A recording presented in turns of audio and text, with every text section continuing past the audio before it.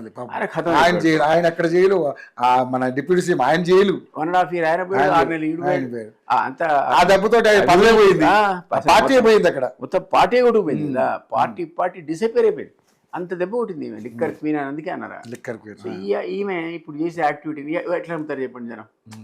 ఆమెకి హక్కు ఉంది, రేపు పొద్దున రాబోయే రోజుల్లో ఆమెకు మీద ఉన్న అభియోగాలు తప్పని కూడా తేలొచ్చు, నేను కాదనను. కానీ ఇప్పటికిప్పుడు ప్రజల లోపల మన అధికారం కోల్పోవడానికి ఒక కారణం పెద్ద కారణం కాళేశ్వరం ఒకటైతే అయితే, రెండోది కవిత లిక్కర్ స్కామ్. ఈ 2 దెబ్బలు పడ్డాయి కేసీఆర్ మీద. కాబట్టి ఇప్పుడు నువ్వు ఏ ఉత్తరాలు రాసినా వాళ్ళ నాన్నకు పోయి చెప్పుకోవాలి, కానీ ఉత్తరాలు ఎందుకు నీకు? ఆమె వరుసగా రాస్తూనే ఉన్నా, ఇది కావాలి, నేను రాసింది ఇప్పుడు కాదు, నేను ఎప్పటి నుంచో రాస్తున్నా, ఇది ఎవరు కావాలని లీక్ చేశారు, ఆ చుట్టూ దయ్యాలు ఉన్నాయి. మీ పాటలు దయ్యాలంటే పోయి చెప్పాలి.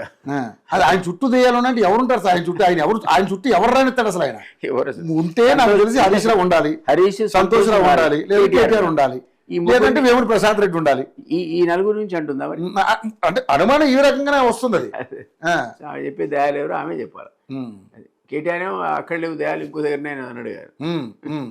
ఆ దెయ్యాలు ఉంటాయని అంటే నేను అదే అడిగితే, ఆ దెయ్యాలు అసలు అట్లా కాదు, ఈ తెలంగాణ రాష్ట్రానికి పెట్టే రేవంత్ రెడ్డి అసలు దెయ్యం. అసలు ఎవరైనా ఇప్పుడు రిపోర్టర్లు అడిగిన దానికి సమాధానం దాన్ని చెప్పి డైవర్ట్ చేసేసాడు. ఎందుకంటే యాక్చువల్లీ ఆ కుటుంబంలో గతంలో మనం అనుకున్నాం, వాడు మూడు విభిన్న ధృవాలండి. హరీష్, కేటీఆర్, కవిత ఒకళ్ళకొళ్ళు పడదు. ఎప్పటివరకైతే కేసీఆర్ దాని అధినేతగా ఉంటాడో అప్పటి వరకే ఆ పార్టీ.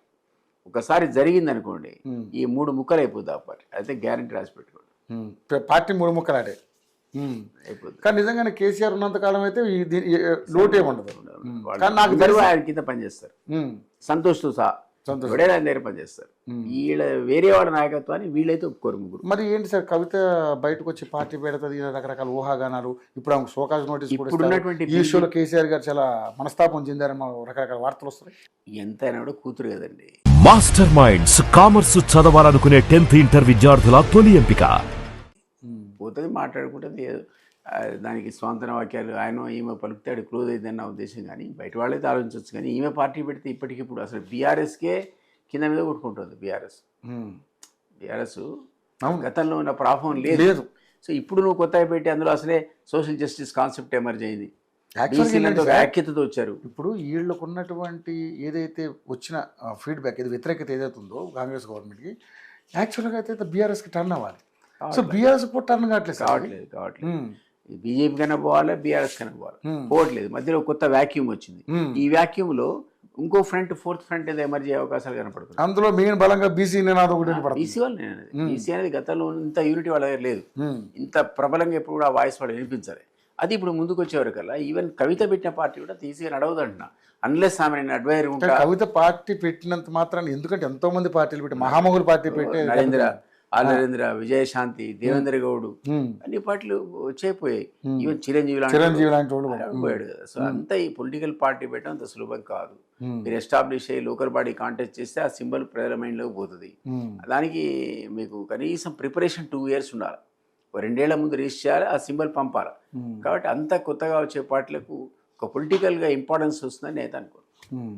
సో నిజంగానే కవితకి పోనీ అధికారులు ఉన్నావు నిన్నదాకా, మరి ఇవన్నీ అప్పుడు ఏం చేసామనే క్వశ్చన్ కూడా వస్తుంది. నేను నాన్న సీఎం చెప్పొద్దా, ఆ పని చేయించొద్దా, ఇది చేయొద్దా, దళితులకు న్యాయం, లేకపోతే ఎస్టీలకు న్యాయం, బీసీలకు న్యాయం నువ్వు చేయొచ్చు కదా, ఏం చేయలేదు. రిజర్వేషన్ గురించి అప్పుడే నువ్వు ఎంపీ గారినప్పటి నుంచి ఉన్నావు జాగృతిలో, అప్పుడు అడుగు. ఇప్పుడు ఎందుకు అడుగుతున్నావు అంటే నీకే ఇంపార్టెన్స్ లేనప్పుడు దాని ఏమంటారు, సెల్ఫ్ డిఫెన్స్ లాగానో లేకపోతే తన ప్రాబల్యాన్ని కాపాడుకోవడానికో గుర్తింపు పోయింది, అది ఫేడ్ అయింది, గతంలా లేదు.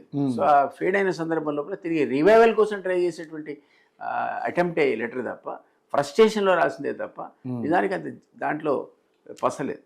లీక్ చేసింది ఎవరు అనుకుంటున్నారు?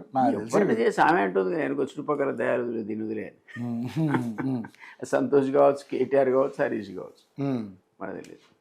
వేముల ప్రశాంత్ రెడ్డి కావచ్చు, అది ఎవరైనా కానీ కోటరీ ఉండాలి, కోటరీ సభ్యులు ఎవరైనా కావచ్చు. అవును, ఎందుకంటే ఆ లెటర్ ని అంతర్గతంగా ఉన్న లెటర్ బయటకు రిలీజ్ చేసి దమ్ము ధైర్యం అయితే నా మామూలు చిన్న వాళ్ళకి ఎవరికి ఉండదు, ఆ ధైర్యం ఉండదు. అయితే కరెక్ట్, డెఫినెట్లీ అది కావాలని కాన్స్పిరసీ కుట్రతో చేసి ఉండొచ్చు అని ఆమె అంటున్నది నిజమే. నువ్వు రాయాల్సిన అవసరం లేదంటున్నా నేను. పోయి తండ్రి దగ్గర కూర్చొని చదువు ఉంటుంది కదా సార్, పోవచ్చు కదా, వెళ్ళిపోయి కూర్చొని ఈ రోజు రేపు ఎల్లుండి ఉన్న విషయాన్ని డిస్కస్ చేసి బయటకు రావాలి. కానీ ఎందుకు నువ్వు పబ్లిక్లో పోయేటట్టుగా లెటర్స్ ఎందుకు రావాలి, ట్వీట్లు ఎందుకు చేయాలి, ఇది కరెక్ట్ కాదు.